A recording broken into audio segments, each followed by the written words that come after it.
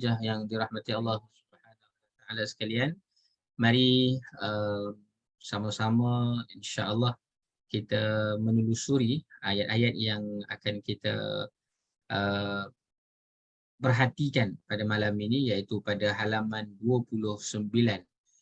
Pada pertemuan yang lepas kita berhenti pada halaman 29 iaitu ayat 187, dan insya-Allah pada malam ini kita akan sambung daripada ayat 188 sehingga ayat 190 insya-Allah.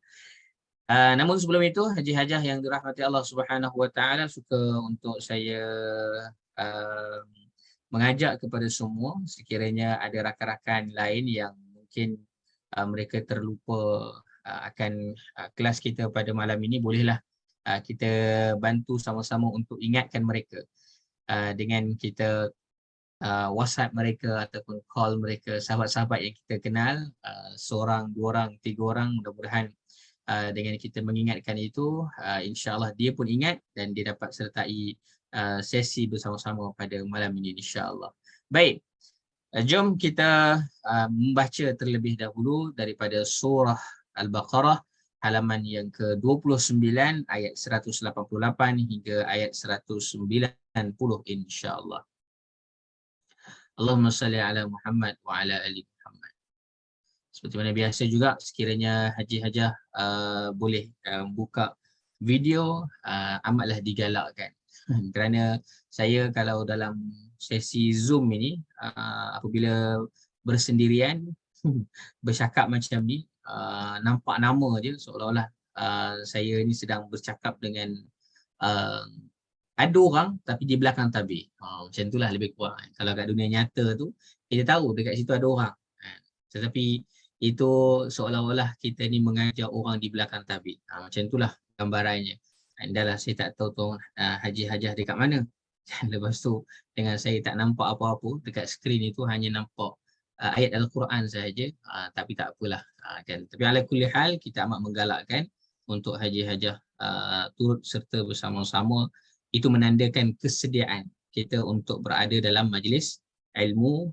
Sudah pasti berada dalam majlis ilmu dengan kita berwuduk terlebih dahulu, apatah lagi lepas solat Isyak ni, alhamdulillah, dan kemudian kita bersedia dengan catatan-catatan yang ataupun alat-alat untuk kita mencatat pada malam ini insya-Allah.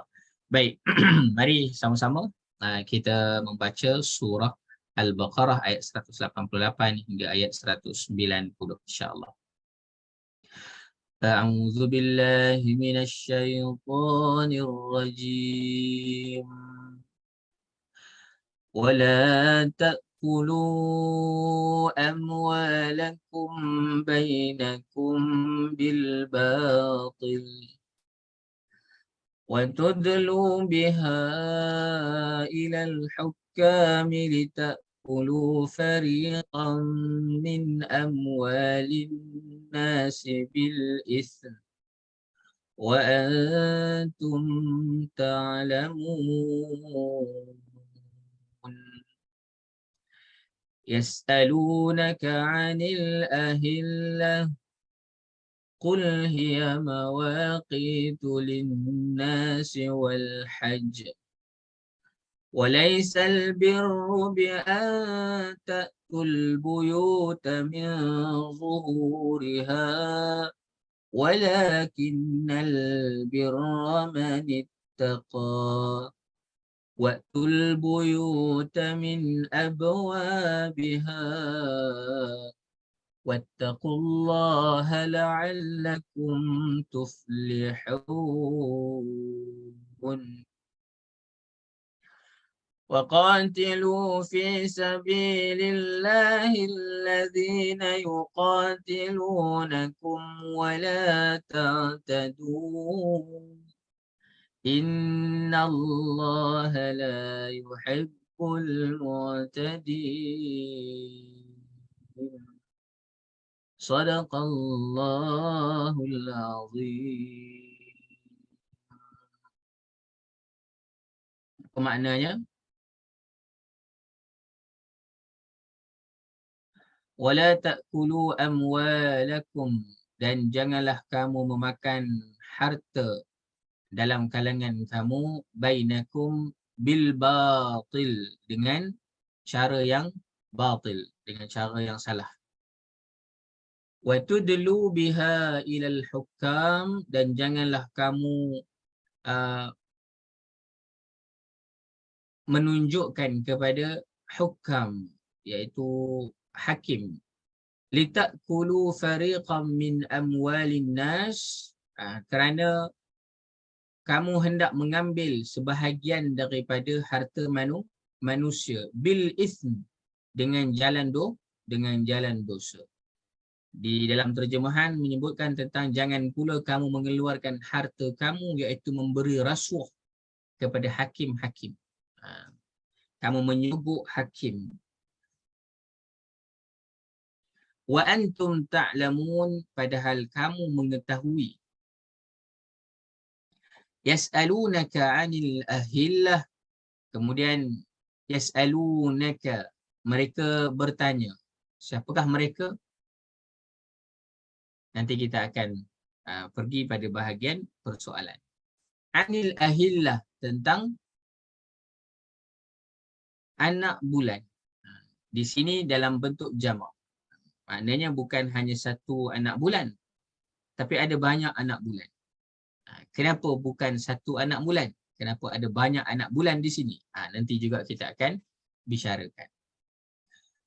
Qul hiya mawaqitu lin-nasi wal hajj. Katakanlah, ia adalah sebagai menandakan waktu. Mawaqitu, menandakan waktu. Linnas, bagi manusia. Wal hajj, dan juga khususnya untuk ibadah haji. Kalau kita masih ingat perbincangan kita pada ayat-ayat yang lepas, itu terkait dengan puasa. Dan sekarang masih lagi Allah Subhanahu Wa Taala menunjukkan rahmatnya, dan bagaimana puasa itu bukan suka-suka hati je nak puasa. Dia ada waktunya untuk kita berpuasa, apatah lagi kita cakap tentang puasa yang wajib pada bulan Ramadan. Walaisal birru, dan bukanlah perkara kebajikan itu bi an ta'tul buyuta min zuhuriha, dengan kamu memasuki ta'tul buyuta min zuhuriha, rumah kamu daripada jalan belakang. Siapakah yang melakukan perkara tersebut? Akan tetapi walakinnal birra, akan tetapi al-birr, kebajikan itu adalah manittaqa, perbuatan orang-orang yang bertakwa. Waqtul buyuta min abwabiha, maka sekali lagi diperintahkan untuk memasuki rumah melalui pintu-pintunya. Wattaqullah, diperintahkan kepada kita untuk bertakwa sungguh-sungguh kepada Allah. Manittaqa, kemudian diulang wattaqullah, maknanya sungguh-sungguhlah kamu bertakwa kepada Allah. Maka natijahnya la'allakum tuflihun, supaya kamu beruntung, supaya kamu berjaya. Wa qatilu fi sabilillah, dan perangilah fi sabilillah, pada jalan Allah, kerana hendak mempertahankan agama Allah. Allazina yuqatilunakum, terhadap orang-orang yang memerangi kamu. Begini, ada perintah untuk berjihad di jalan Allah terhadap orang yang memusuhi agama Allah. Kita berusaha, berjuang sungguh-sungguh sehingga meletakkan agama Allah itu di tempat yang tertinggi. Wala ta'tadu. Kenapa ada wala ta'tadu dekat situ? Kenapa disebutkan janganlah kamu melampaui batas? Why? For what? Itu nanti insya-Allah kita akan bicarakan dalam bertadabbur dengan soalan itu. Dan kemudiannya Allah menutup pada ayat 190, innallaha, sesungguhnya Allah. Ini spesifik dalam keterbatasan itu, dalam ruang lingkup itu Allah sebutkan bahawa Allah tidak suka la yuhibbul mu'tadin, orang-orang yang melampaui batas. Dalam terjemahan, tidak suka kepada orang-orang yang menceroboh.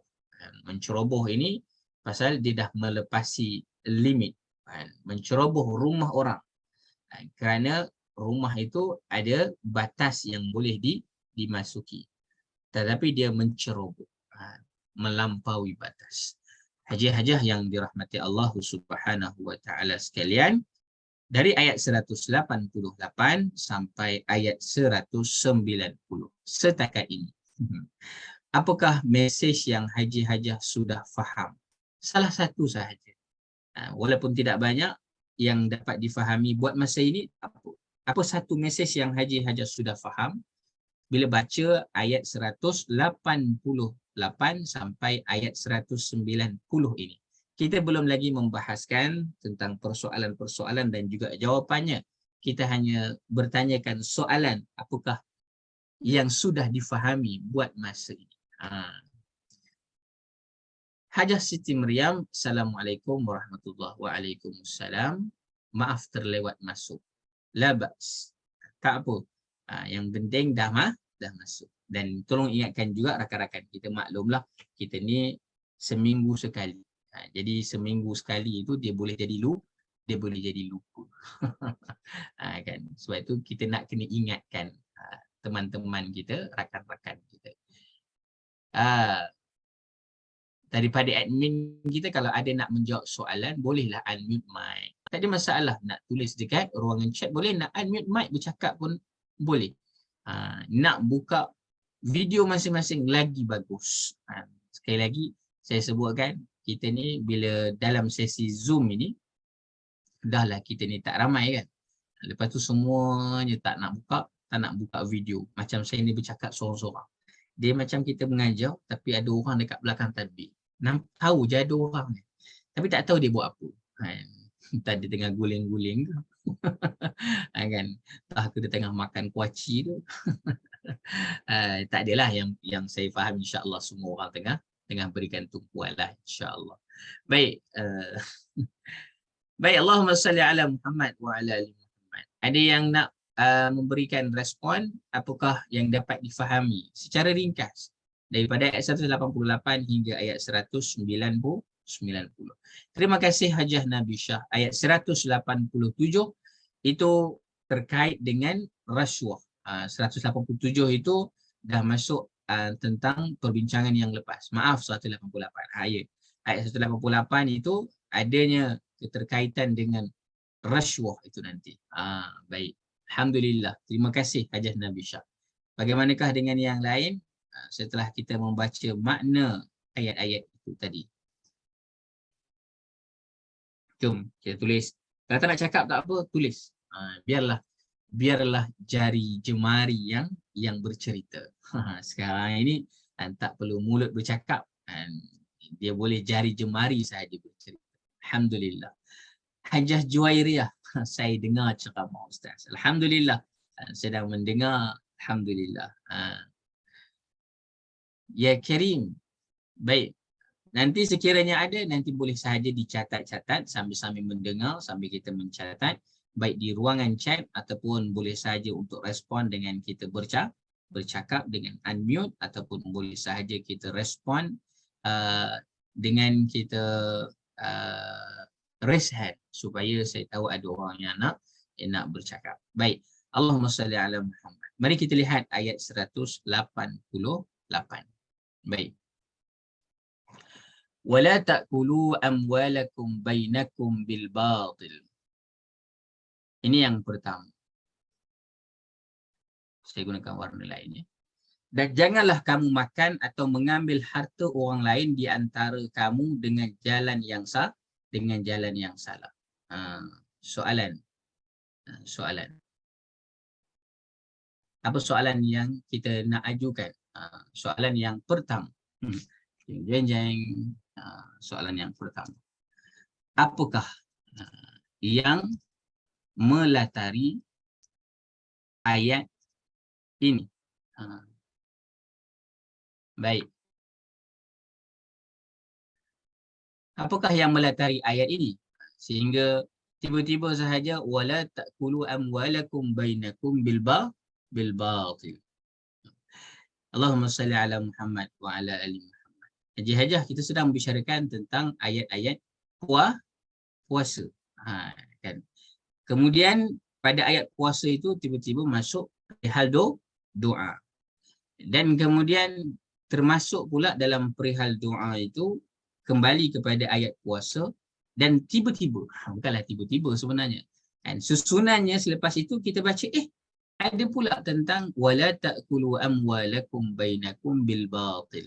Janganlah kamu mengambil harta orang lain dengan jalan yang batil, dengan jalan yang salah. Soalan sekali lagi, apakah yang melatari? Baik, Allahumma salli ala Muhammad. Jika kita pergi kepada persoalan itu, maka apakah yang melatari kepada perbincangan ayat ini? Bahawa dahulu, ini disebutkan dalam tafsir Ibnu Katsir, bahawa ada orang yang dia ni berhutang dengan orang lain. Dia berhutang. Jadi bila dia berhutang, dia tak boleh nak bayar hutang.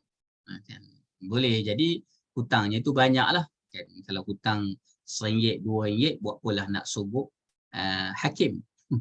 Kan, hutangnya mungkinlah banyak. Jadi bila dengan hutang yang banyak, dia tak boleh nak bayar harta ataupun tak boleh nak bayar hutang tersebut. Maka di kat sini menjadi peringatan yang besar kepada kita, berhati-hati ketika mana berhutang. Jangan, kita bercakap tentang Islam membenarkan hutang. Itu satu part. Tetapi dalam satu part yang lain adalah berhati-hati jangan sampai kita bila sudah berhutang, kita tidak mahu membayarnya. Bahkan bukan sekadar tidak mahu membayarnya, bahkan kita mengambil harta itu dengan jalan yang batil. Ambil jangan jalan yang batil lah. Kan, dah hutang dengan hajah abidah, contohnya. Kan, hutang banyak-banyak, lepas tu, mana ada saya tak hutang pun. Kan, dia boleh nafikan, dia boleh deny. Masa nak minta tu, dia punya berlutut tu kan berguling-guling, kan, masa nak pinjam, kan. Masa nak bayar tu, kan, tak ada, saya tak nak pinjam pun, kan. Kalau dia kata pinjam pun, tak ada, saya pinjam sekian-sekian saja, kenapa banyak sangat banyak, nampak banyak sangat hutang. Kan. Itu. Sebab itu apabila berhutang maka bayarlah. Dan ini ada kaitan dengan, kalau kita kembali kepada ayat-ayat yang lepas, itu, nanti kita akan perhatikan terkait dengan puasa. Puasa. Puasa ini adalah perihal orang yang bertakwa. Orang yang bertakwa ada kaitan dengan makan dan juga minum. Kemudiannya terkait pula dengan doa. Hajah-hajah. Doa ada kaitan juga, doa itu terkait dengan apa yang dimakan dan juga apa yang diminumnya. Doa, sekali lagi, ini adalah permintaan daripada yang di bawah kepada yang di atas. Ini doa. Orang yang di atas boleh tak minta dengan orang yang di bawah? Pun boleh juga. Maka itu tak dipanggil dengan doa. Itu boleh jadi dalam bentuk suruhan. Orang yang sama taraf meminta yang di bawah dengan yang di bawah setara, maka itu juga tak disebutkan dengan doa. Maka doa itu adalah permintaan daripada yang di bawah menuju yang di atas. Sebab itu ini permintaan kepada Allah. Allahumma salli ala Muhammad. Maka ini menjadi suatu titik besar kepada kita terkait dengan makan dan juga minum. Makan dan juga minum ini, jangan sampai ketika mana kita makan dan juga minum, kita mengambilnya daripada sumber yang haram.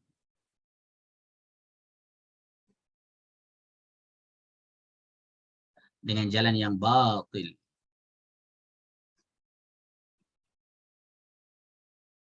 Aywa. Kerana apa? Boleh tak? Kan kita berpuasa, kemudian nanti buka puasa makan hasil curi. Puasa dah. Tapi duit dapat mana? Duit dapat daripada hasil rasuah. Okey ke? Allah Ta'ala alam kalau ada yang kata okey kan. Duit daripada mana ni buka puasa ni? Nampak buka puasa dah bagus lah kan. Tapi baru lepas rompak bank tadi. Duit tu lah diguna untuk buka puasa. Kan? Ataupun duit yang dia hutang dengan orang lain dan kemudian dia tak nak bayar hutang tersebut. Kan? Pinjam banyak-banyak dekat orang, lepas tu bagi makan dekat masjid surau. Lepas tu tak nak bayar hutang orang. Duit tak okey, kata Hajah Siti Mariam. Maka kalau ada orang yang berpuasa kemudian dia makan daripada makanan yang haram, daripada sumber yang batil, maka itu adalah suatu perkara yang jangan buat. Jangan buat. Dan puasa kita sudah bincangkan juga terkait dengan doa, kerana dalam orang berpuasa itu maka perbanyakkanlah berdoa. Dan kerana dengan berdoa dimakbulkan oleh Allah Subhanahu wa Ta'ala, kerana dekatnya hubungan orang yang berpuasa itu dengan penciptanya ketika mana dia sedang beribadah. Maka mana mungkin sekali lagi diterima doa sekalipun dia berpuasa tapi dia makan daripada sumber yang haram. Macam mana seseorang mahu dikabulkan doanya sedangkan makannya makanan yang haram, minumnya minuman yang haram. Sebab itu makan dan minum daripada sumber yang haram itu juga merupakan jalan tertolaknya doa. Sebab itu sila berikan perhatian yang besar terhadap makan dan juga minum kita. Maka haji-hajah yang dirahmati Allah Subhanahu wa Ta'ala, wala ta'kulu amwalakum bainakum bil batil. Jangan kamu makan harta dalam kalangan kamu dengan jalan yang batil. Baik, itu mesej yang pertama dan peringatan untuk kita juga supaya jaga sungguh-sungguh sumber makan minum kita. Ya, kerana itu kita khawatir nanti akan mengganggu gugat ibadah kita. Allahumma salli ala Muhammad. Yang kedua, wa tudlu biha ilal hukam, dan jangan pula kamu menghulurkan harta kamu iaitu dengan jalan memberi rasuah kepada hakim. Litakulu fariqan min amwalin nasi bil ism, kerana hendak memakan atau mengambil sebahagian dari harta manusia dengan berbuat dosa. Maka di sini timbul pula persoalan yang kedua.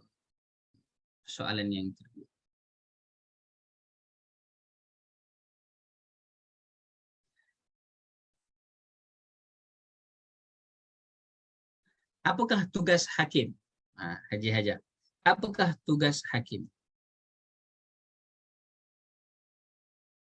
Jom kita jawab sikit. Nak unmute pun boleh, nak tulis dekat ruangan chat pun boleh. Apakah tugas hakim? Soalan.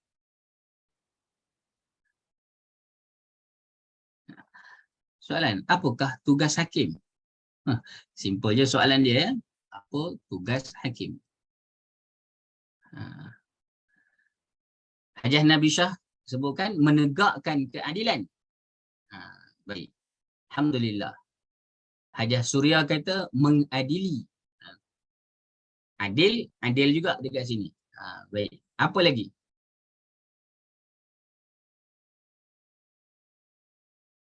Memastikan keadilan untuk orang yang teraniaya. Kalau orang tu tak teraniaya, yang pasti keadilan dekat situ. Alhamdulillah. Terima kasih.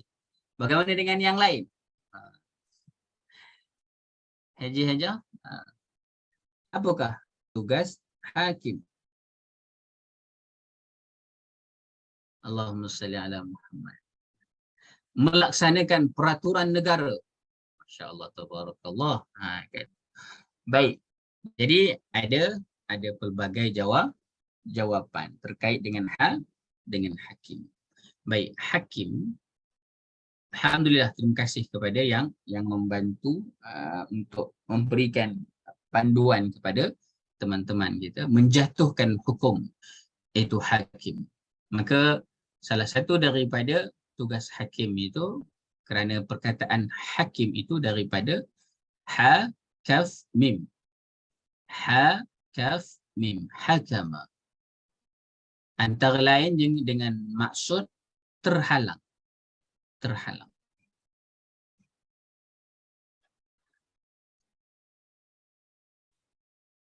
Bagi seseorang yang pandai, kita menyebutnya orang yang ada hikmah. Dalam bahasa lainnya kita menyebut orang itu adalah orang yang bijaksana. Mengapa bijaksana? Bukan bijak sini. Janganlah tanya soalan macam tu. Baik.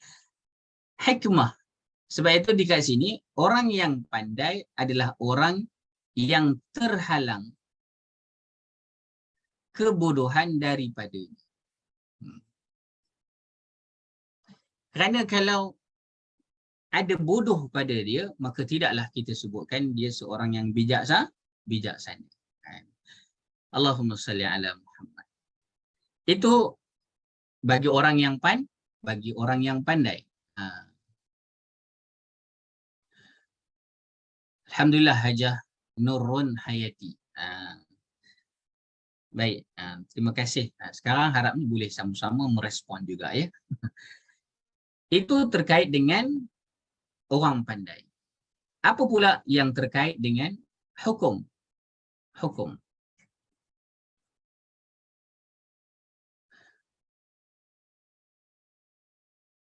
Sekiranya ia terkait dengan hukum, maka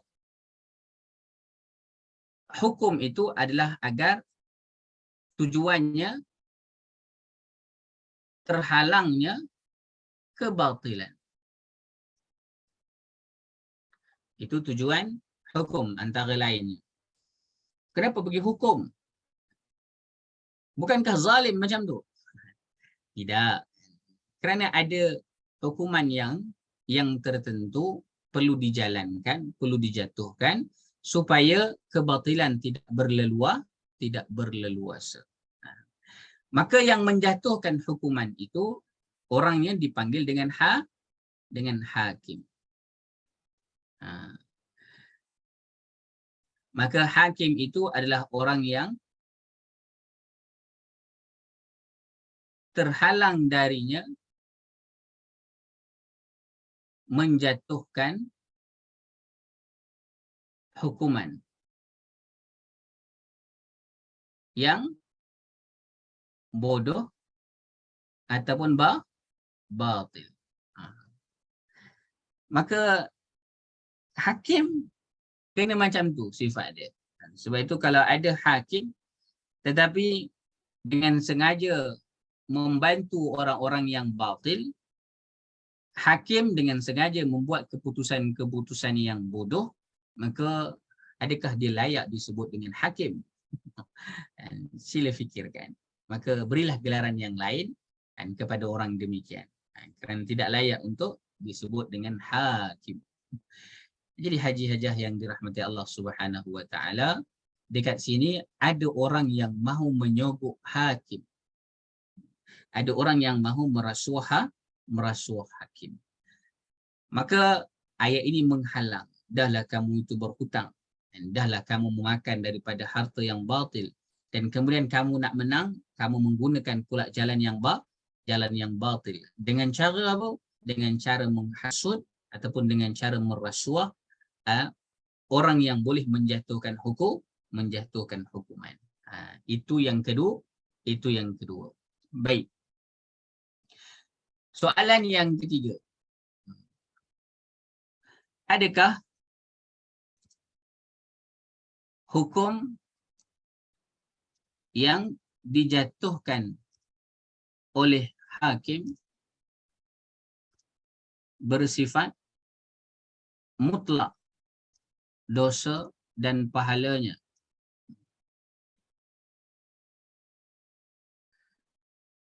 Seseorang dijatuhkan bersalah. Baik. Adakah seseorang itu bersifat mutlak dosa dan pahalanya? Begini. Sebab itu bila kita bercakap tentang hakim, hakim walaupun dia sudah menjatuhkan hukuman, sekiranya dia menjatuhkan hukuman kepada orang yang memang bersalah, maka itu alhamdulillah.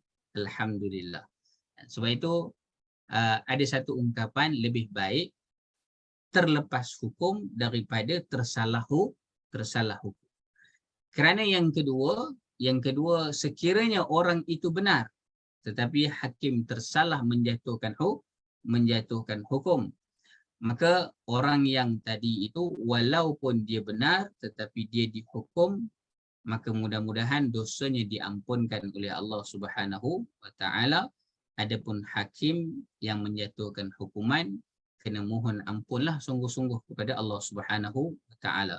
Walaupun kita bercakap tentang bukan dosa dan juga pahala, tetapi betapa beratnya tugas untuk menjadi seorang yang menjatuhkan hukuman. Dan yang ketiganya, sekiranya orang itu dia bersalah tetapi hakim menjatuhkan hukuman bahawa dia tidak bersalah, adakah orang ini terlepas hukuman selama-lamanya? Baik. Adapun hakim dia menjatuhkan hukuman itu atas penilaian yang wajar. Maka itu bab untuk hakim.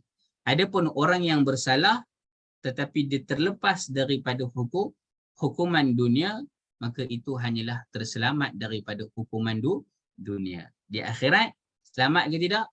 Tak selamat. Jadi nak menjadi hakim itu bukanlah satu tugas yang mudah.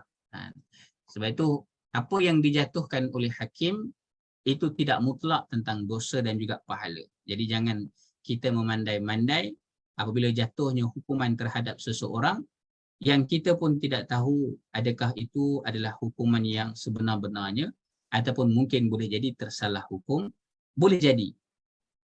Jangan kita memandai-mandai apabila ada orang yang dijatuhkan hukuman, maka kita katakan inilah ahli neraka.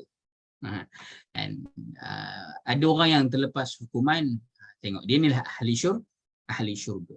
Dan hajah-hajah yang dirahmati Allah Subhanahu wa taala, ini mengingatkan kepada kita, walaupun ada banyak kluster mahkamah, walaupun ada banyak kes-kes berprofil tinggi, jangan sampai kita ini termasuk dalam kalangan orang yang senang-senang nak menghukum orang lain. Ya, hajah-hajah yang dirahmati Allah Subhanahu wa taala, maka itu persoalan yang ketiga.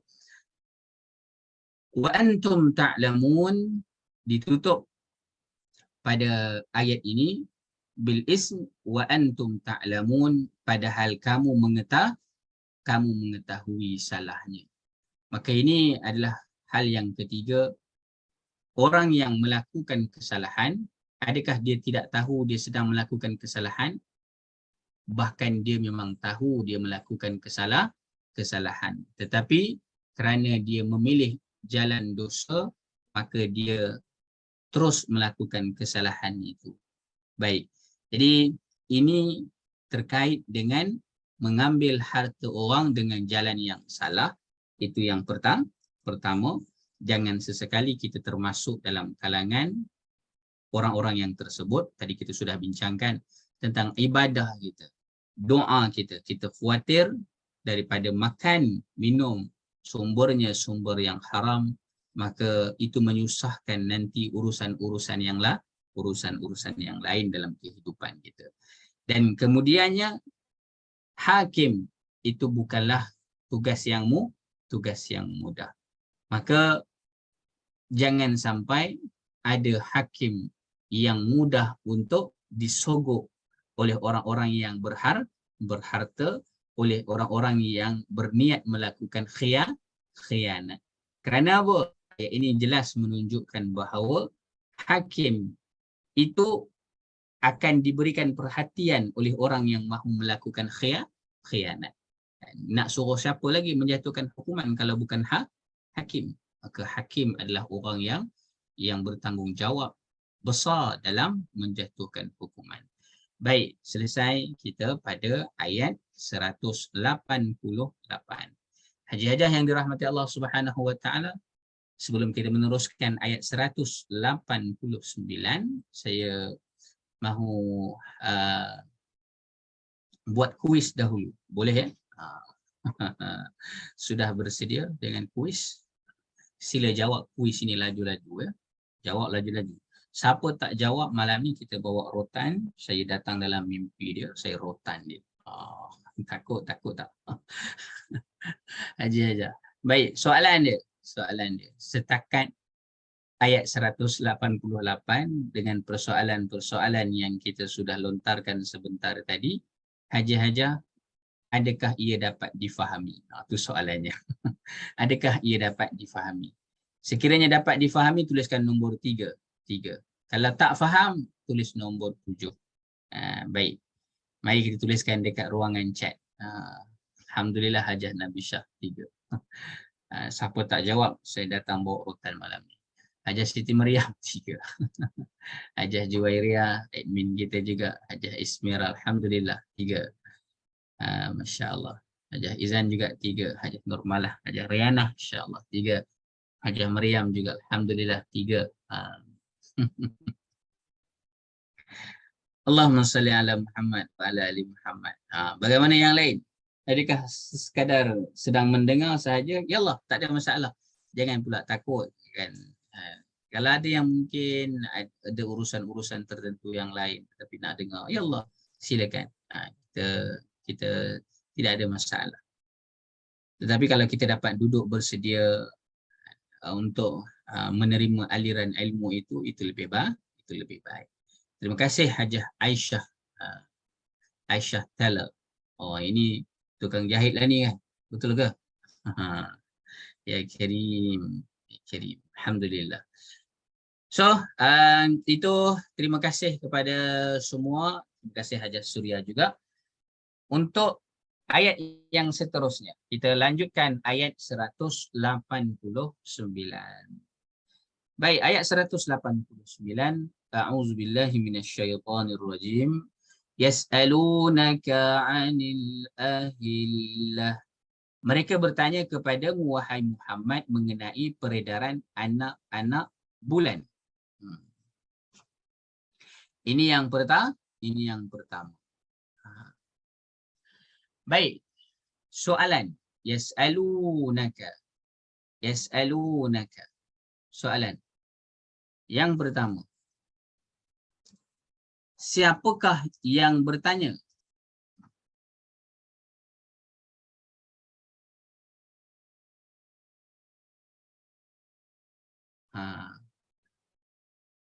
Yas'aluna. Yas'alunaka 'anil ahillah.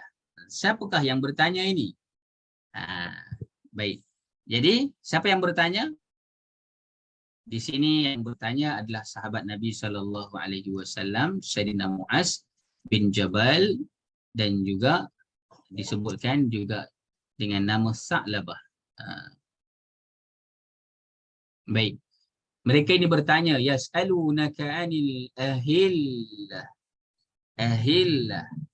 Soalan yang kedua. Yas'alunaka 'anil ahillah. Mereka bertanya tentang ahillah, tentang bulan sabit. Baik. Yas'alunaka, dekat dalam Al-Quran ada banyak yas'alunaka. Yas'alunaka 'anil anfal. Yas'alunaka 'anil mahid. Yas'alunaka. Ada banyak lagi yas'alu, dan di sini yas'alunaka 'anil ahillah. Mereka bertanya tentang bulan sabit. Bulan sabit yang paling nipis itu. Bulan sabit yang paling nipis. Ada yang bertanya, ada yang mengatakan bahawa pertanyaan itu adalah pertanyaan untuk menanyakan tentang apa hikmahnya. Sebab apa? Sebab haji-hajah yang dirahmati Allah Subhanahu Wa Taala, kalau kita perhatikan bulan ada dia punya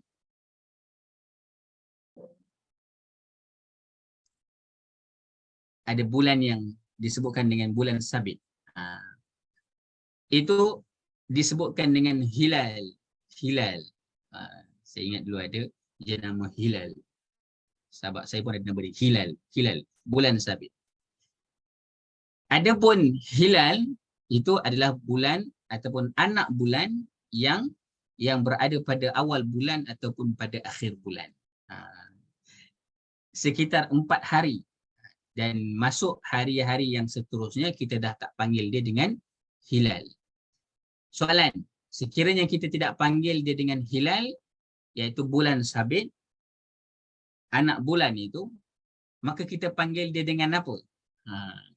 Kalau bukan hilal, selepas 4 hari, kalau permulaan bulan itu, kita akan panggil dia dengan haji-hajah. Ceng-ceng-ceng, soalan cepu cemas. Kalau kita tidak memanggil dia dengan hilal. Selepas hilal, maka dia akan jadi ya karim. Yas'alunaka anil ahil. Baik. Ada jawapan? 5, 4, 3, 2, 1. Kita ada bulan, kita ada yang selalu kita sebut syamsiyah, iaitu matahari. Yang keduanya adalah qamariyah. Qamar. Qamarun. Qamar. Yang itu disebutkan dengan bulan. Yang itu tak termasuk hilal. Baik. Boleh ya? Sikit-sikitlah bahasa Arab. Kita tak adalah nak bincangkan bahasa Arab yang dalam-dalam di sini. Baik. Soalan yang kedua. Mengapakah perkataan hilal didatangkan dalam bentuk jamak? Hilal itu mufradnya. Hilalani itu musanna. Ahillah itu jamak. Mengapakah anak bulan itu disebutkan dalam bentuk banyak? Itu persoalannya juga kan. Why? Kenapa? Adakah kerana anak bulan itu sendiri banyak? Ada banyak bulan-bulannya kah? Baik.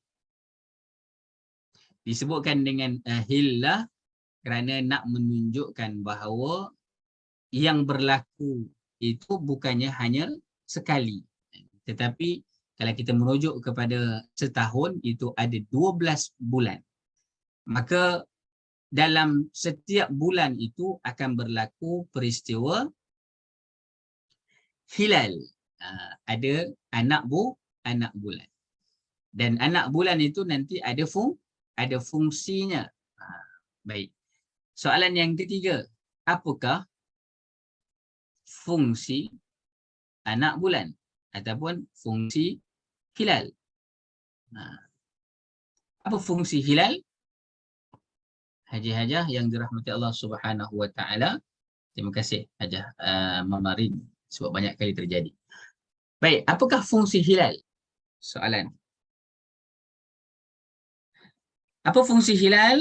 Jawapannya sudah ada dekat ayat ini. Yas'alunaka 'anil ahillah qul hiya mawaqitu lin-nasi wal hajj. Katakanlah peredaran anak-anak bulan itu menandakan waktu-waktu urusan dan amalan manusia, khasnya ibadah haji. Baik. So ini yang kedua. Yang kedua, ini terkait dengan apa fungsi hilal. Ditanyakan kepada Rasulullah SAW. Maka apa jawab Nabi? Maka di sini disebutkan kepada sahabat yang bertanya itu bahawa peredaran anak bulan itu menandakan waktu urusan bagi manusia. Sebab itu bulan ada sifatnya yang tersendiri. Ada bulan sabit, ada bulan penuh. Kan? Ada bulan purnama. Ada ke matahari macam tu? Ada orang tengok nak cek bulan, nak cek hari dengan melihat kepada anak matahari. Saya tak tahulah kalau ada orang pergi tengok anak matahari. Ada anak matahari. Tengah-tengah matahari rambang, itu adalah. Tak ada. Sebab itulah ditanyakan tentang kenapa bulan itu sifatnya macam tu. Oh, rupa-rupanya fungsinya adalah untuk menandakan waktu-waktu urusan dan amalan manusia. Bahkan kalau kita berpuasa, kita salah satu daripada kaedah kita nak menentukan awal puasa itu adalah dengan melihat anak bulan. Kan? Kemudian barulah diumumkan dengan ini. Diisytiharkan. Esok belum puasa lagi. Kan? Pasal apa? Pasal tak nampak lagi anak bulan. Dia kalau nampak anak bulan, maka puasalah. Walaupun ada peristiwa-peristiwa yang tertentu, anak bulan tu tak nampak dan tak boleh terlihat. Kerana sistem kita sekarang banyak menggunakan kepada sistem hisab. Hisab, iaitu kiraan. Baik, Allahumma salli ala Muhammad. Maka itu bulan. Fungsinya adalah untuk menandakan waktu-waktu urusan manusia. Dan soalan yang keempat, mengapakah pertanyaan dijawab dengan jawapannya kul, katakanlah.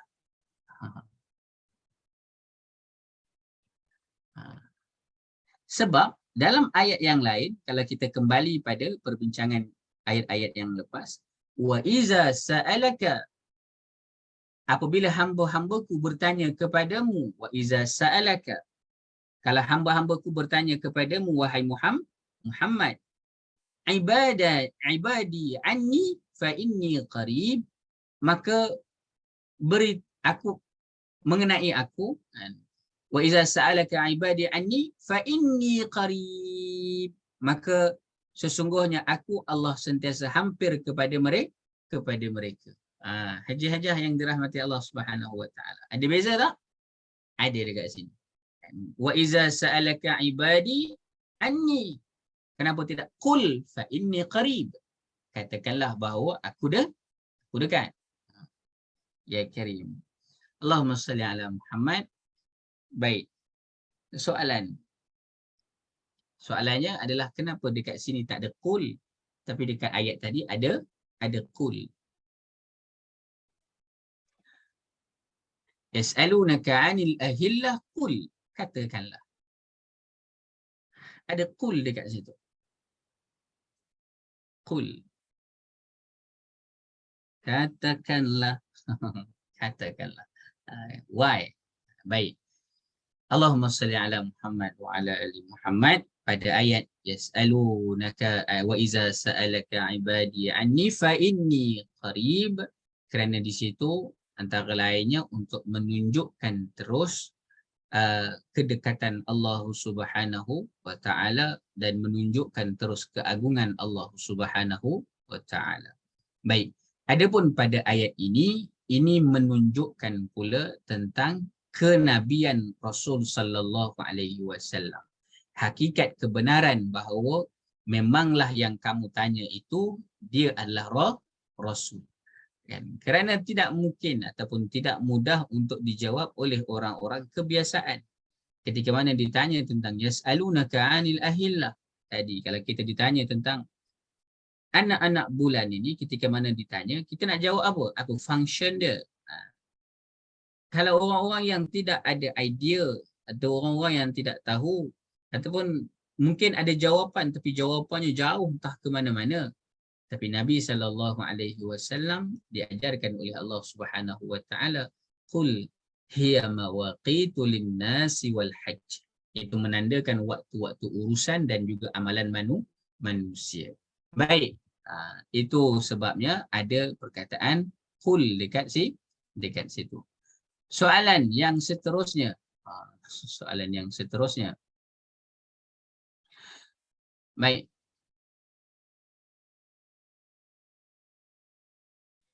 Soalan yang seterusnya.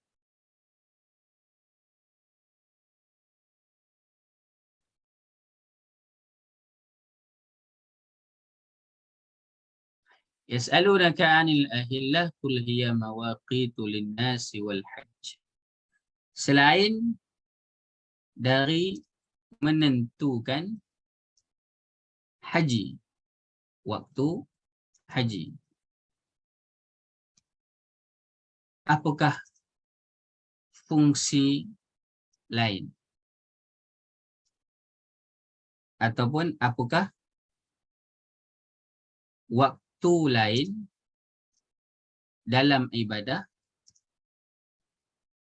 yang memerlukan petunjuk bulan? Haji-hajah yang dirahmati Allah Subhanahu Wa Taala. Ini soalan untuk kita fikirkan bersama. Satu adalah terkait dengan haji.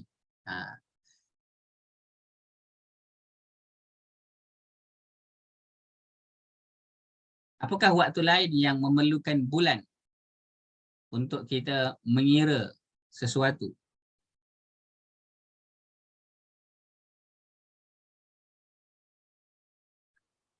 Lima, 4, 3, 2, 1. Alhamdulillah, terima kasih. Kita dah sebutkan dah tadi tentang puasa. Berpuasa pada bulan Ramadan itu membantu kita untuk memastikan adanya waktu bila nak mula puasa. Waktu bila nak mula raya itu juga perlu kepada bulan. Nak raya pun kena tengok bulan juga. Baik. Itu antara lainnya. Dan apa lagi?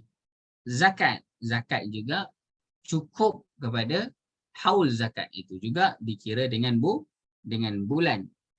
Baik, alhamdulillah. Ibadah korban juga dikira dengan bulan. Tak bolehlah suka-suka hati nak buat ibadah korban pada waktu-waktu yang kita nak buat bila-bila. Tak boleh. Ibadah korban dia ada waktunya. 10, 11, 12, 13. Bulan apa? Ibadah korban. Bulan apa? Bulan Ramadan. Ibadah korban bulan apa? Baik. Zulhijjah. Alhamdulillah. Terima kasih. Alhamdulillah. Bulan Zulhijjah. Tahun hadapan.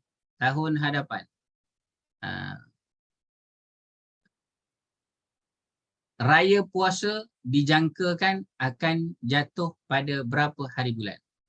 Soalan cepu cemas. Raya puasa akan datang dijangkakan akan jatuh pada berapa hari bulan?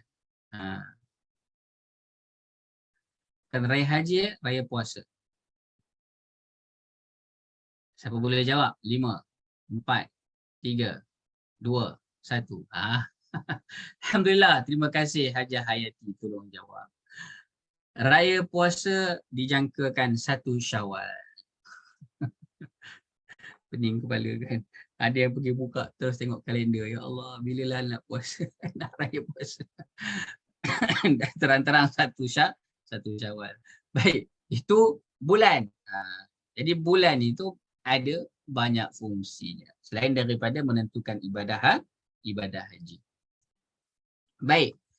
Namun yang keenam, persoalannya adalah mengapakah ayat ini spesifik menyebut tentang haji. Walaupun ada banyak ibadah-ibadah yang lain, tetapi kenapa dekat sini sebut spesifik tentang tentang haji? Why? Kenapa? Kenapa? Kenapa? Kenapa? Kerana orang-orang yang terdahulu sebelum daripada syariat Islam pun mereka sudah melakukan urusan haji. Mereka juga melakukan sa'i dan Safa Marwah.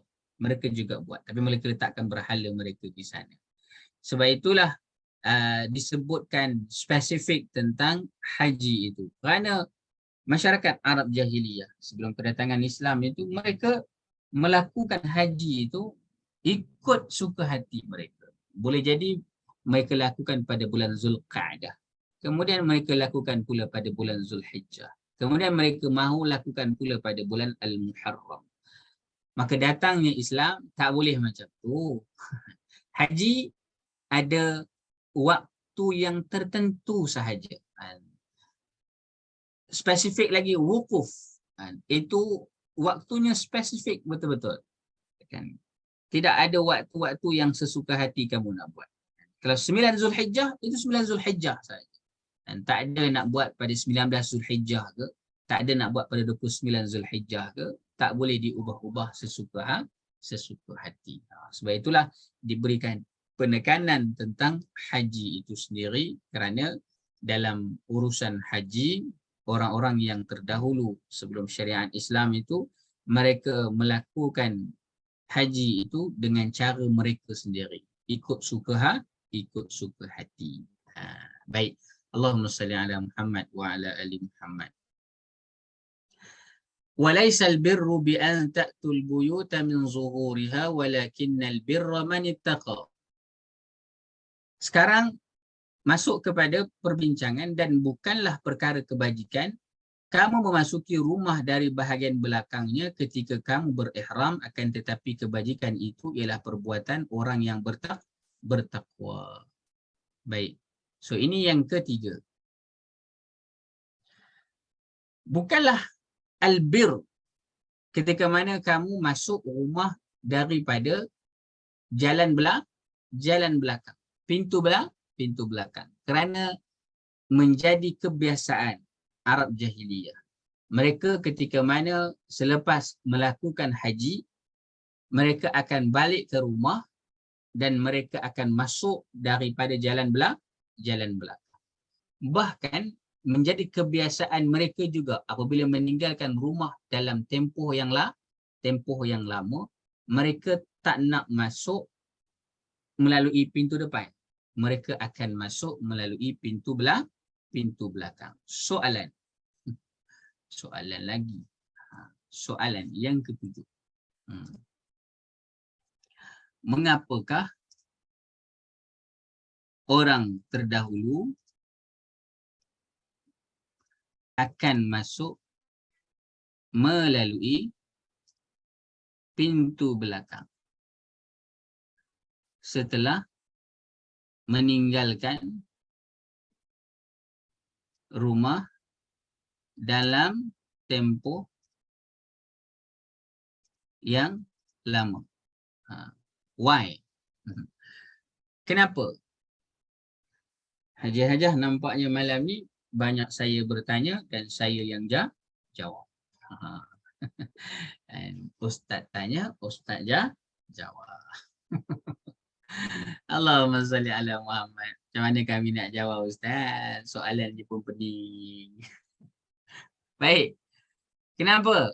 Kerana pada pandangan mereka, apabila masuk melalui pintu belakang, itu boleh mengelakkan kesialan. Mengelakkan kesialan. Hajah Mamarin kita takut orang datang serbu rumah. Yang lebih tepatnya, itu salah satu boleh cubaan atau yang lebih tepatnya adalah untuk mengelakkan sial. Jadi hajah-hajah yang dirahmati Allah Subhanahu Wa Taala, orang yang terdahulu mereka buat macam tu kerana mereka ada keyakinan tentang sial itu. Maka dalam Islam kita diajarkan bahawa tidak ada sial. Kadang-kadang keluar daripada rumah tiba-tiba biawak melintas dekat depan. Dia patah balik. Pasal apa dia patah balik? Dia kata sial, tak boleh nak pergi jauh sebab ada biawak. Kan? Allahumma salli ala Muhammad.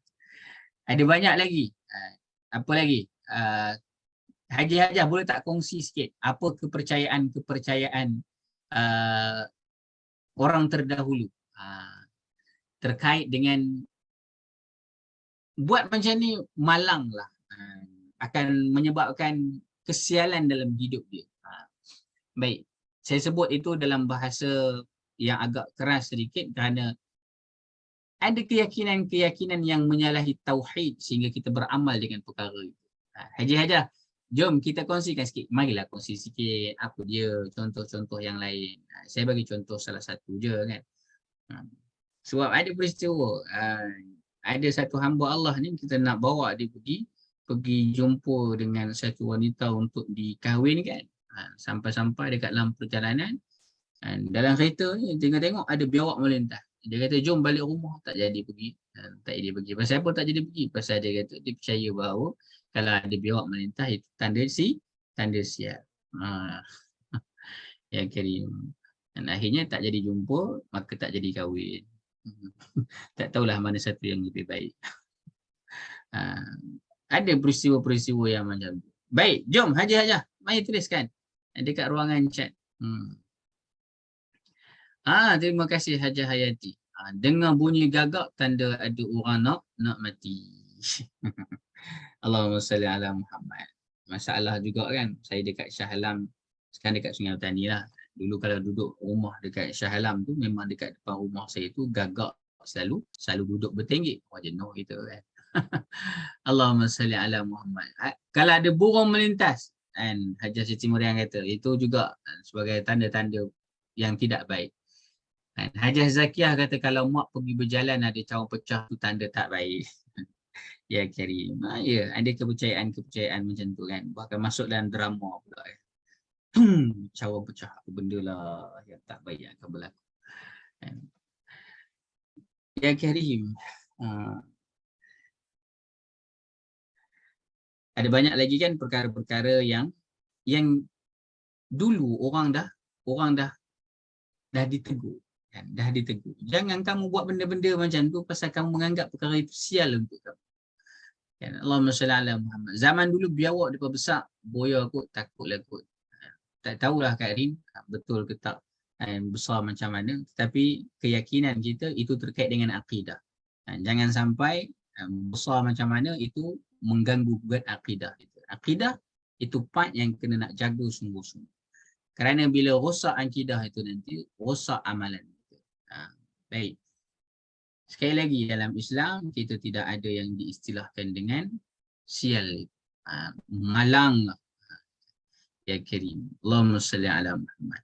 Jadi ini pelajaran yang besar untuk kita ketika mana ada orang yang terdahulu mereka mewarisi kepercayaan yang merosakkan akidah itu, maka Islam datang menegur. Jangan kamu buat perkara yang macam itu. Tak dikira sebagai albir pun. Dengan kepercayaan karut begitu. Bahkan kalau kamu meninggalkan itu, itulah yang membawa kepada taqwa kepada Allah Subhanahu wa taala. Jadi hajah-hajah yang dirahmati Allah Subhanahu wa taala.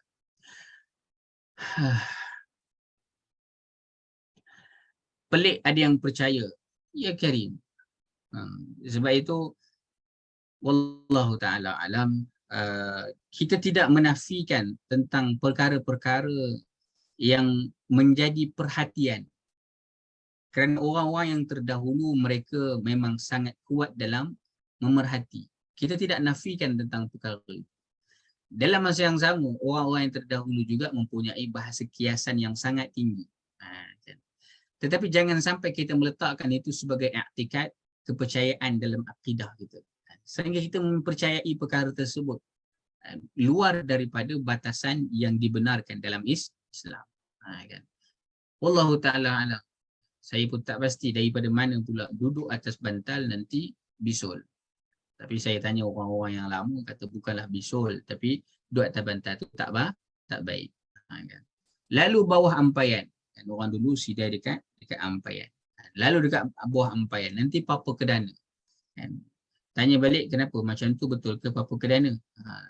Kerana kalau berlalu bawah ampaian, satu takut nanti main-main terlanggar di ampaian itu dah kan luka dekat situ.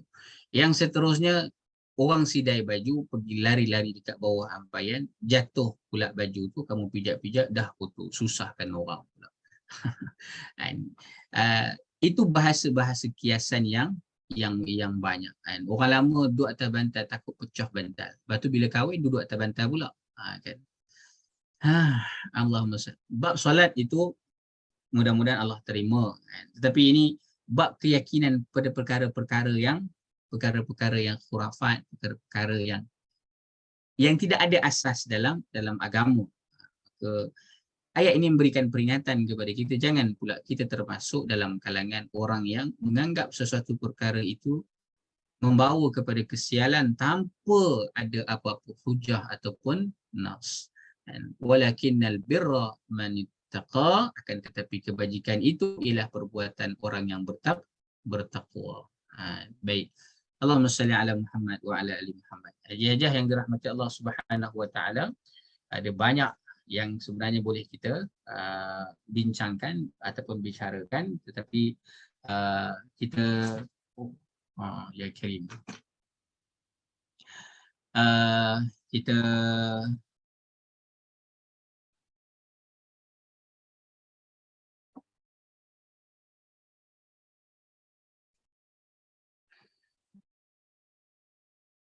sebentar ya, Haja. Tiga ada yang kata ini apa? Membawa kepada tanda-tanda buruk. Maklumlah tempat yang sempit. Ya Karim. Sekejap ya. Saya stop share sekejap. Maaf semua. Boleh dengar suara saya lagi kan? InsyaAllah.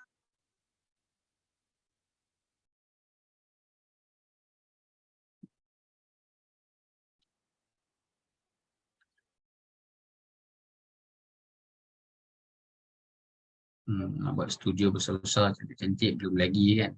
Tak apalah. Kita gunalah apa yang ada. Buat masa ini, insya-Allah. Allahumma salli ala.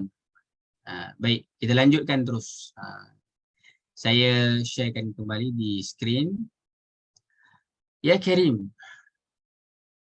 So itu terkait dengan kesialan. Perkara-perkara malam. Wa'tul buyuta min abwabiha, dan masuklah ke rumah kamu melalui pintunya. Wattaqullah. Allah tegaskan tentang bertakwalah kepada Allah, la'allakum tuflihun.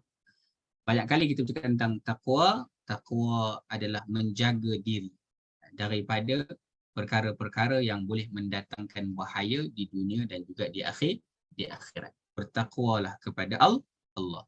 La'allakum tuflihun, kerana satu perkara yang pasti kamu bertakwa kepada Allah, pasti kamu akan beruntung. Kalau orang yang berniaga, apakah petanda orang itu untung? Apabila dia mendapat hasil melebihi daripada modal. Itu untung. Kalau dia berniaga, tak untung.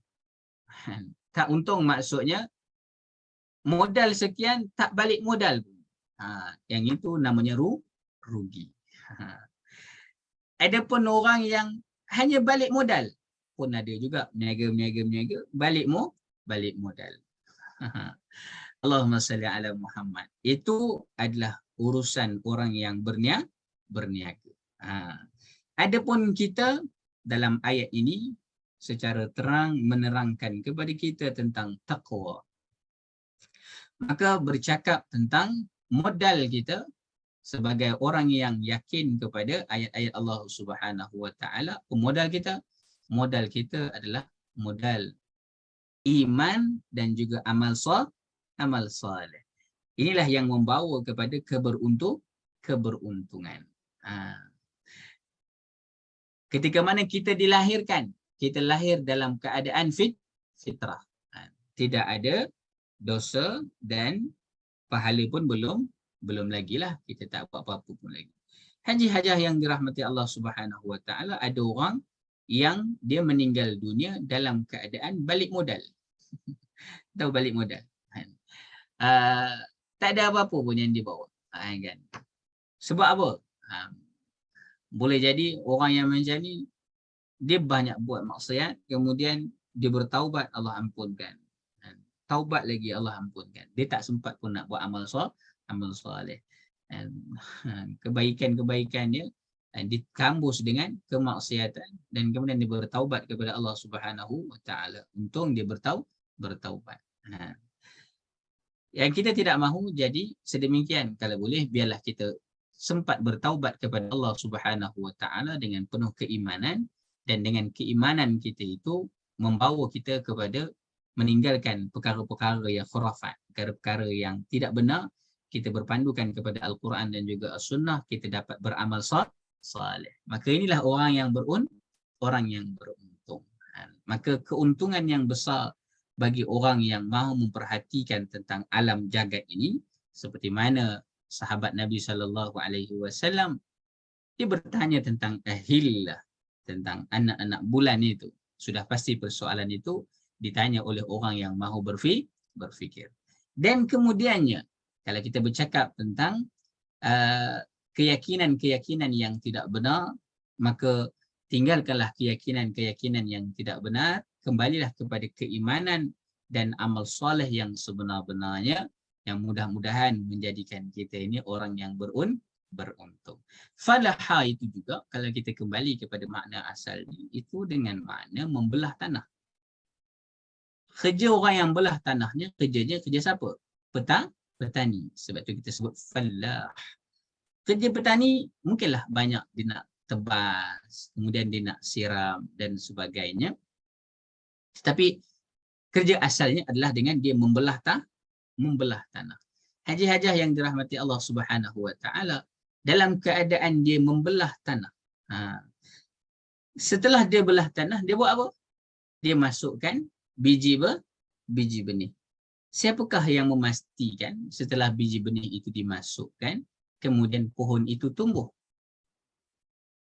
Sudah pastilah Allah Subhanahu Wa Taala. Bukan kerja petani.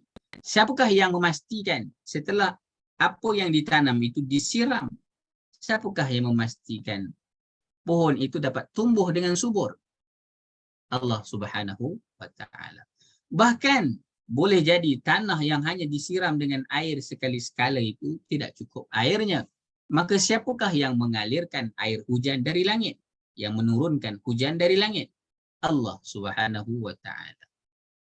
Siapakah yang memastikan setelah pohon itu membesar, keluar banyak dahan, keluar banyak daun, sehingga ia berbuah dengan buah yang banyak?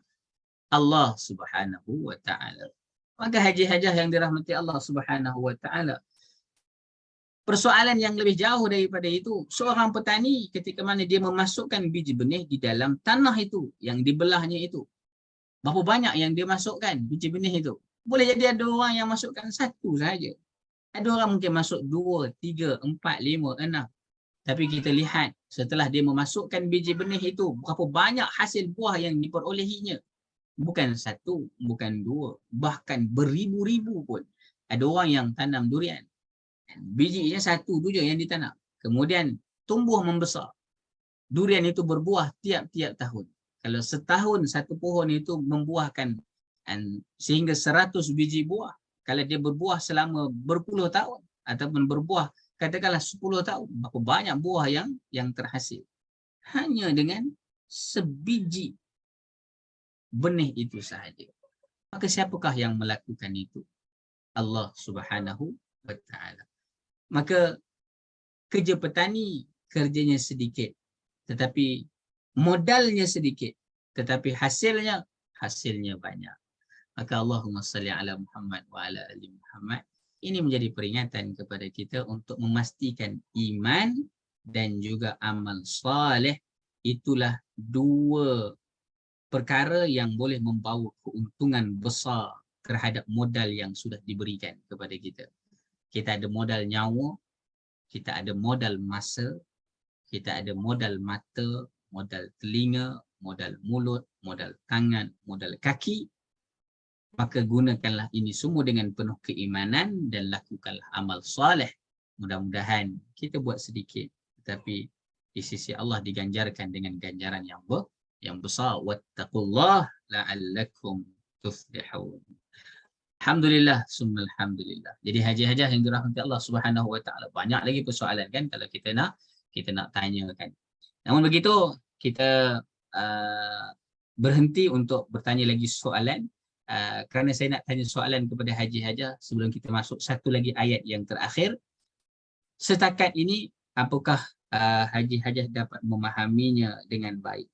Sekiranya dapat memahami dengan baik, maka tuliskan nombor 8, 9, 10. Sama 8, 9 ataupun 10. Sekiranya dapat memahami dengan sangat baik. Kalau dapat faham dengan baik, tuliskan nombor 6 dan juga 7. Kalau tak faham, tuliskan nombor 1 dan juga 2. Haji Hajah nombor berapa? Tuliskan dekat ruangan chat. Allahumma salli ala Muhammad. Sementara Haji Hajah tulis dekat ruangan chat. Kita nak lanjutkan yang terakhir sebagai penutup pada malam ini. Alhamdulillah, terima kasih. Ya Karim. Alhamdulillah, summa alhamdulillah.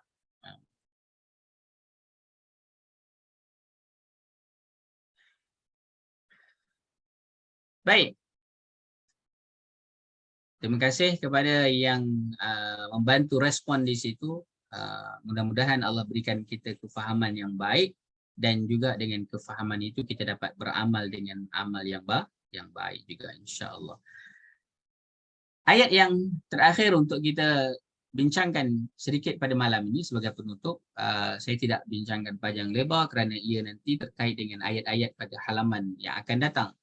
Oleh itu, saya nak membawa kepada satu persoalan sahaja berdasarkan ayat ini, iaitu وَقَاتِلُوا فِي سَبِيلِ اللَّهِ الَّذِينَ يُقَاتِلُونَكُمْ, dan perangilah kerana menegakkan dan mempertahankan agama Allah akan orang-orang yang memerangi kamu.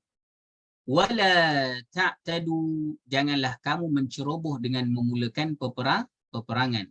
Ataupun janganlah kamu melampaui batas.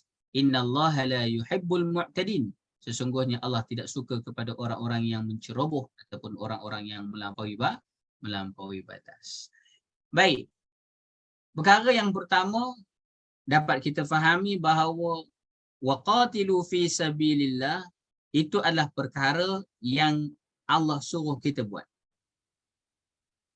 Untuk menegakkan kebenaran, maka orang yang beriman perlu ada perjuangan. Sebab itu pagi tadi pun dalam sisi Al-Aisar, tadabbur berdasarkan tafsir Al-Aisar itu, kita sudah sampai kepada macam mana orang yang beriman itu kena ada ikrarnya untuk agama Allah. Apa yang kita dah buat untuk agama Allah selama kita hidup sampai hari ini. Senarai itulah. Dan apa ikrar kita? Ada ikrar ke tak ada? Apa janji kita dalam hidup kita ni untuk agama Allah? Saya tak ada apa-apa janji pun Ustaz. Saya rasa hidup saya hidup macam tu lah. Kalau tak ada, dah mula kena fikirkan dan pergilah tanya dengan orang-orang yang arif tentang perkara tersebut. Namun kita tak bincangkan perkara itu secara mendalam. Saya hanya nak membawa kepada satu persoalan. Kenapakah di sini walaupun dituntut kepada kita untuk waqatilu fi sabilillahi alladhina yuqatilunakum wala ta'tadu. Mengapakah disebut dengan perkataan wala ta'tadu? Persoalannya adalah mengapakah disebutkan dalam hal jihad fi sabilillah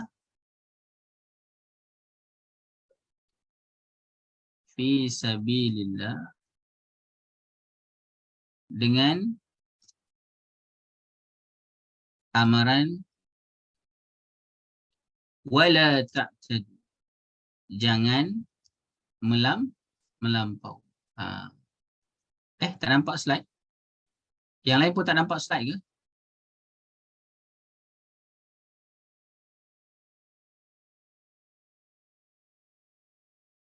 Yang lain nampak. Hajah Siti Mariam guna handphone ke ataupun guna laptop? Sepatutnya boleh nampak, saya dah share screen ya. Baik. Soalannya, mengapakah disebutkan hal itu? Walaupun fi sabilillah, tetapi Hajah kena pergi ke depan, janganlah tengok dekat bahagian yang banyak-banyak tu. Dan kena slide ke depan itu supaya nampak screen yang saya share. Kalau tidak nanti tak nampak. Ya, Hajah boleh ya. Allahumma salli ala Muhammad wa ala ali Muhammad. Baik, secara ringkasnya disebutkan wala ta'tadu, walaupun kita bercakap tentang jihad fi sabilillah, ini menggambarkan tentang keindahan agama ini. Dalam agama kita, agama Islam memberikan penekanan tentang jangan sesekali kita melakukan sesuatu kebaikan dalam keadaan kita melampau. Allahumma salli ala Muhammad. Dan itu dalam tafsir Ibn Kathir. Nanti siapa yang ada tafsir Ibn Kathir boleh rujuk tentang macam mana adanya suatu amaran bagi satu kaum yang lemah. Ketika mana dia lemah dan dia ditindas oleh orang yang kuat, oleh kaum yang kuat. Lalu satu ketika Allah memberikan kekuatan kepada kaum yang lemah ini. Lalu kaum yang lemah ini ketika mana Allah berikan kekuatan kepadanya, lalu dia membalas kembali. Iaitu balas dendam baliklah. Oh, dulu masa aku susah, dulu masa aku lemah, kau tindas aku, sekarang aku dah ada kuasa. Sekarang kan kita dah kaya raya. Sekarang kan kita dah boleh buat apa sahaja. Nah, sekarang aku nak balas balik pada kamu. Adakah itu satu kebaikan? La, itu bukan suatu kebaikan. Bukanlah ketika mana kamu lemah, kamu pernah ditindas dan kemudian Allah berikan kamu kekuatan, kamu menindas orang lain pula. Itu adalah sesuatu perkara yang melampau. Maka dalam berjihad di jalan Allah Subhanahu wa taala, kenanglah kembali ketika mana zaman Nabi sallallahu alaihi wasallam bersendirian dan kemudian ada yang mengikuti Nabi beberapa orang dan kemudian beberapa orang dan kemudian beberapa orang dan kemudian disusuli dengan peristiwa-peristiwa penyiksaan sampai ada nasyidnya.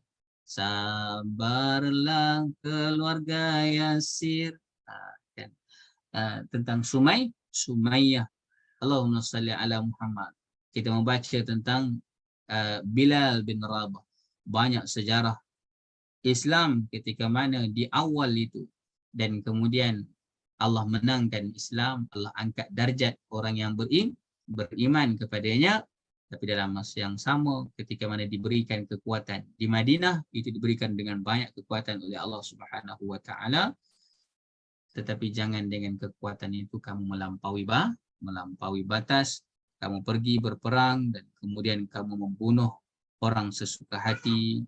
Ada disiplin-disiplinnya yang perlu dipatuhi oleh orang yang berjihad di jalan Allah Subhanahu wa taala. Sebab itu jihad di jalan Allah itu bukan hanya semangat, tetapi itu perlu diikuti dengan ilmu. Kita tidak mahu semangat yang berkobar-kobar, tetapi turun ke medan dengan membuta tuli tanpa ilmu yang akhirnya kebaikan bertukar kepada keburukan kerana dalam perjuangan dipenuhi dengan orang yang dangkal ilmunya. Sebab itu perlu diisi dengan ilmu yang secukupnya untuk kita berjihad di jalan Allah Subhanahu wa taala. Jadi haji-hajah yang dirahmati Allah Subhanahu wa taala, naktafi bihadzal qadar. Saya fikir itulah dahulu yang dapat kita telusuri pada malam ini. Insya-Allah kita doakan dapat kita sambung pada pertemuan yang akan datang. Jangan lupa hari Selasa, tolong doakan saya juga dapat istiqamah dan haji-hajah juga saya doakan agar dapat istiqamah Untuk apa? Untuk kita memahami ayat Allah Subhanahu Wa Taala. Bila kita buat macam ni, insya-Allah kita akan mula nampak pattern, kita nampak flow ayat-ayat Al-Quran ini, insya-Allah. Baik, alhamdulillah summa alhamdulillah. Terima kasih kepada semua pada malam ini. Naktafi bihadzal qadar. Jumpa lagi. Subhanakallahumma wa bihamdika asyhadu an la ilaha illa anta astaghfiruka wa atubu ilaik. Bismillahirrahmanirrahim. Wal 'asr innal insana lafi khusr illa allazina amanu wa 'amilus shalihat wa tawassaw bil haqq wa tawassaw bis sabr. Terima kasih semua. Assalamualaikum warahmatullahi wabarakatuh.